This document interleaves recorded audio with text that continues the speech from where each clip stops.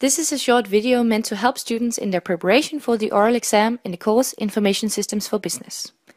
Or to be more precise, we hope this video can help you prepare for the 5-minute presentation that you are to give in the beginning of the oral examination. The overall structure is as follows. This is a 20 minutes individual exam. First, you give a 5-minute presentation based on your project.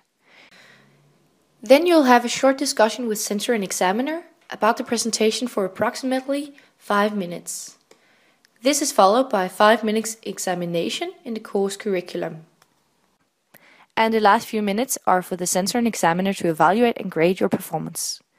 This video will focus on the presentation part, the first 5 minutes. There are some practical guidelines, and let us start by learning these. You decide how you want to hold your presentation. There will be a traditional blackboard available in the examination room, and if you plan to use a computer, you can bring your own laptop and turn the screen to face the censor and examiner. Whatever you decide on, do remember that you are fully responsible for the setup, so considering IT security issues, it might be a good idea to have a backup plan in place in the form of printed slides. And as for timing, it is a 5-minute presentation, no more, no less. So do a rehearsal presentation at home in front of the mirror and make adjustments if needed to make it fit the time frame. As mentioned in the project description, you're called in as consultants for the case company, and you can view your presentation as if you're actually presenting your project and findings to the company's strategy department. Feel free to play this role, but if you do, there's no need to go over the top by, for example, showing up in fancy business suit and handing out flashy business cards. Before moving to the actual recommendations for the presentation, let us consider the overall purpose of the oral exam. Well, it probably comes as no big surprise that the purpose of the exam is to test your knowledge and understanding of the course curriculum. But many students might be unaware of the fact that this also rings true for the presentation part. One of the censors states, "For the presentation, very few students have actually realized that it is a well-argumented use of course curriculum that earns them points." Alright, let us elaborate on this. You have to do a presentation based on your project, but the points lay in the course curriculum. So concluding on these facts, your presentation should take its point of departure in your project, while somehow having direct relations to the course curriculum. One thing is for certain. You earned points by using the course curriculum, so why not start by doing this already in your presentation? One way of doing so could for instance be to highlight and argue for the findings in the project based on the curriculum, or to put the project and findings into perspective by use of the curriculum.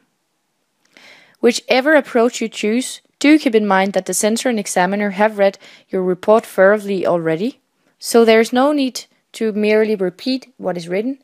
You should rather try to build on your project and its findings by reflecting, elaborating, and arguing, while at the same time relating this to the course curriculum. Well, that is all good, you might say. But how does one actually do that? Can you give us an example?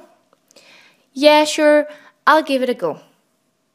Let's meet Peter and Sarah. Peter and Sarah took this very same exam last year, and in their presentation, they had both decided to talk about the IT initiatives they had recommended in the project. Sarah reflected on how to secure information systems. Her presentation revolved around the importance of getting the entire organization involved in safety policies and on how to deal with possible security threats. Furthermore, she related the different security initiatives to the strategic alignment model and argued for the impact that these might have on both the business and technological domain for the case company. Peter took a different approach. He listed the information systems his group agreed on as possible IT initiatives that the case company could choose to implement, and then went into depth with the supply chain management system.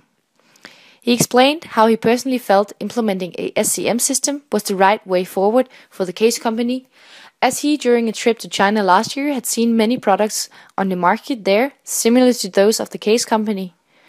So inevitably, there had to be many interesting suppliers over there that the case company could cooperate with using SCM.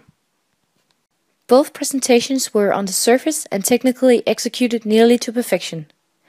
The timing was spot on, and the flow in their presentation was impressive.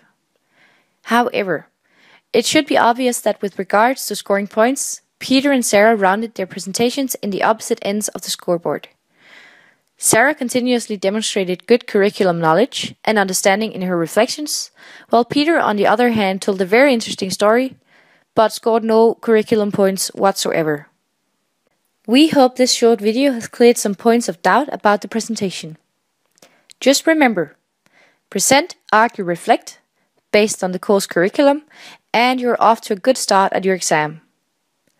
Best of luck at your exam, in this course, in business, and in life.